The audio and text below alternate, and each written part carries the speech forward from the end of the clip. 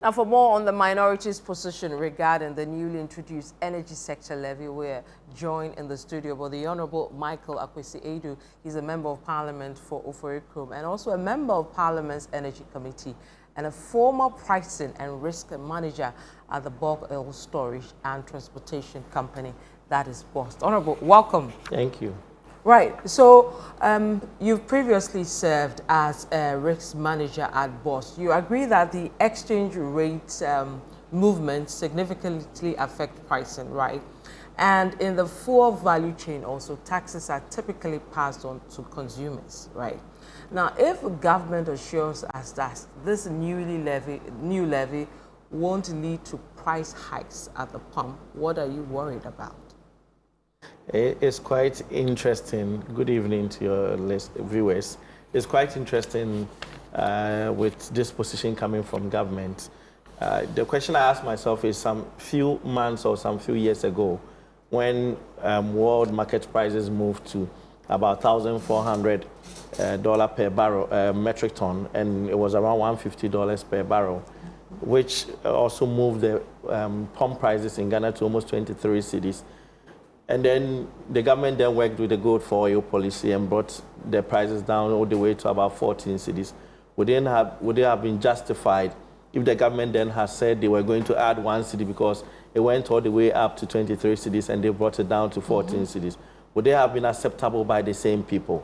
These are the questions that we need to ask ourselves. So it is neither here nor there for anybody to say that because prices have moved from, let's say, 14 cedis to about 11 cedis, which depends on the fuel pump that you are going to purchase your fuel. Because if you go to some pumps, they are doing about 12 cedis. Some are doing 11 and 10. Yeah. So based on the pump that you go to, and it's moved to about 11 cedis on average, because of that, we should tax you 1 cedi. What is happening is fuel has different factors that culminates to the pricing. Yeah, so we have the global market prices, and that's the international market price. We also have the forex and the taxes. These are the standard factors that affect fuel pricing. The other factors, as in the storage and rack and port charges and all these things, the other factors that come to play. But these three are the main. Out of the three, there are two that are very volatile and fluctuate all the time. And there's one that is stagnant. The two that is volatile is the FX, that's the dollar, and the global market prices. And the stagnant one is the taxes. So in any situation where you know that the world markets or the global prices are going to go up, or the FX, which is the dollar, is going to go up, if your tax is on the normal, you know you are not going to have any special effect on the fuel that you are buying. But where government increases the tax, and in the unlikely event, as we are seeing now, you know, one of the reasons why fuel is down now is because of the Trump trade wars between countries. China's decision to do a retaliatory response of about 30% reduce the world market oil price by $10. Okay, so you believe if things change, the reduction we're seeing at the pumps may go up again? And there's a relationship between the dollar and world market price. Yes. What happens is fuel, because the U.S. is as a country demands a lot of oil, and almost every country trades oil in dollar. So the moment oil prices starts to go up, dollar will see some sort of appreciation. Okay. And the other side is in Ghana, we use dollar to buy fuel. Yeah. So when the prices in the world market goes, it means we need more dollar to be able to buy import as much. Yeah. And when we need more dollar to import, what happens is our cedi will start to depreciate. Okay. Now, the minister tells us that we need this money to buy the fuel to keep our lights on. Now, you are saying that it's unfair to Ghanaians. What are the alternatives to keep our lights on and away from doomsday? You see, Vivian, the hypocrisy of it is the most annoying. The hypocrisy of it. Just a few months ago, these same people were telling us that we do not need to tax to solve the inefficiencies of the energy sector. These same people, just the time that the finance minister came to present the budget, he celebrated that he had removed e-levy and that e-levy was stealing 2 billion cedis. The majority leader then, in his comments on the floor, said e-levy was stealing 2 billion cedis from our pockets. And that they have put 2 billion cedis back into the pockets of Ghanaians. You claim you put 2 billion cedis in the pockets of Ghanaians. When you were taking your hand out of our pockets, you took 5.7 billion. Then that's what they are doing. They are going to take 5.7 billion out of our pockets. What we are saying is that I remember quite clearly when the Honorable John Jonapo, the energy minister, came for vetting in Parliament. I remember quite clearly when he stated that one of the things he was going to do was to revisit the power purchasing agreements with the IPPs and try to renegotiate and also put in place KPIs and things that will support the energy sector. But that can be more of a medium to long term. No, that should have even been the short term because most of these power purchasing agreements, you know, between 2013 and 2016, the NDC as a government introduced the emergency power plans, that's the EPPs, and then also introduced about 32 contracts which were all take or pay between that same period.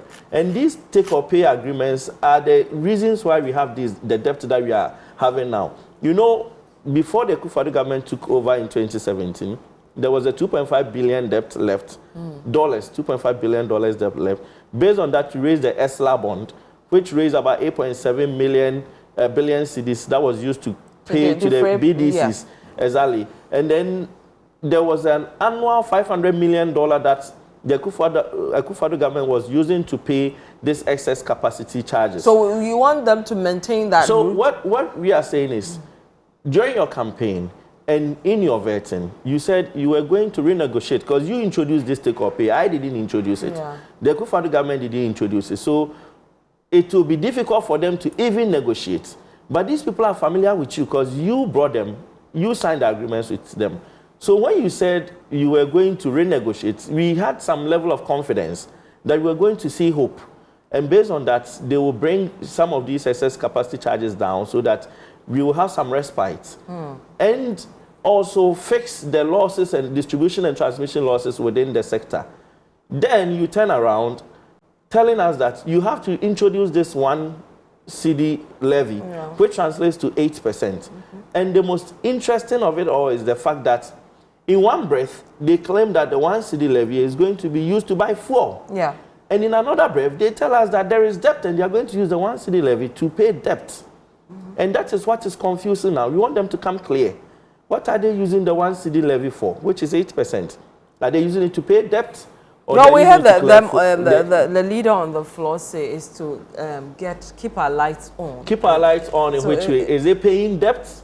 Or to buy the fuel? If you're buying fuel, then the same Minister of Energy came to Parliament and told us that in 2024, the Akufo-Addo government spent 24 billion cedis to buy fuel. So the question is, where did they get the 24 billion cedis to buy fuel for the lights to be on in 2024? These are questions we need answers to. And you know, if they had taken their time to engage, like we did with the e-levy, we engaged civil society, we did public forums, we engaged Ghanaians, even in Parliament. That was what brought the e-levy percentage down all the way down to 1%. So if they had taken their time to engage, possibly we would all have come to a common understanding. They could have engaged the COMAC, the Chamber of Oil Marketing Companies. They could have engaged civil society. They could have engaged CSOs. They could have engaged driver unions. Now, the driver unions have called off the strike. This weakens your position, doesn't it? I've seen, I don't know the engagement government has done with them now. I don't know the engagement government has done with them now. But you see, driver unions may call off strike, but then they will pass on the fuel. They will pass the cost to consumers. That because government met with them, convinced them to reduce their prices by 15%. And within a day, they do a 360 and do this. And there are different driver unions. There's I've seen the GPRT. So you believe some will still go ahead? So which of the driver unions have called off the strike? But I mean, what next for the minority? Because it appears this is going to go. What we are asking is government should take its time. Government should do more engagement with us, with the public. The clandestine way that they introduced this bill is even scary. They introduced this bill at midnight. You know, in Parliament, order of business, the business committee sits and plan the business for the week. It didn't come in the business for the week. We came to Parliament, we were sitting, and then they sneaked it in as an addendum to the order paper as a under a certificate must they of sneak urgency. it in, especially when they have the majority? Even they a can lot easily of pass it. majority members, if they will be honest to We're not themselves there. as Christians and Muslims, they didn't know that bill was coming. Okay. A lot of them, they were whipped in there, they didn't know that bill was coming. Okay. It was when the bill came that they started asking questions, what is it about? Ask a lot of the majority members if anybody has read the bill in totality. Okay, well, we have to leave it there, but I'm again coming back to the question, since you are now speaking for the general good of the people who don't want this levy, what other options are there for you to explore, apart from coming to the media to So what we are going to do is we'll continue with our public engagements. We'll be meeting various driver unions. We'll be meeting our constituents to explain this to them. The effect, the cascading effect it will have on people compared to even the e-levy. Because the e-levy, if you don't engage in a transaction, you will not be paying. Apart from that, with the e-levy, when it was coming, we did public engagements. With this one, whether you engage in transactions or not, you pay. Because it will be passed on to transportation costs for goods and services, and indirectly everybody will pay. Farmers who will be buying fuel into their tractors will pay. Farmers who will be buying for their spraying machines will pay. Okay. Every Ghanaian, and you know, quite interesting, I don't know where you stay. If you stay in Accra, and you live, let's say, in Kaswa, or all the places that are far, you are commuting to the middle of Accra, and you are driving, at least you use about 40 liters in a week or more. The interesting thing is, we use, a lot of people are using the 1 cedi per liter as their calculation. But the existing tax on the fuel was 2 cedi 30 pesos. Plus this 1 cedi makes it 3 cedi 30 pesos per liter. If you multiply 3 cedi 30 pesos by 4.5, which is a gallon, that means every gallon you are paying a tax of almost 15 cedis to the government. Okay. So if you are buying 10 gallons, you are paying 150 cedis. Imagine the cost to the ordinary Ghanaian. And these are the things we are talking about. All right. Okay, I have to leave it well, but I thank you so much for your education and all that. The Honorable Michael Akwiseidu, Member of Parliament for Oforikrom, and also a Member of Parliament's Energy Committee, and also a former Pricing and Risk Manager at the Bulk Oil Storage and Transportation Company.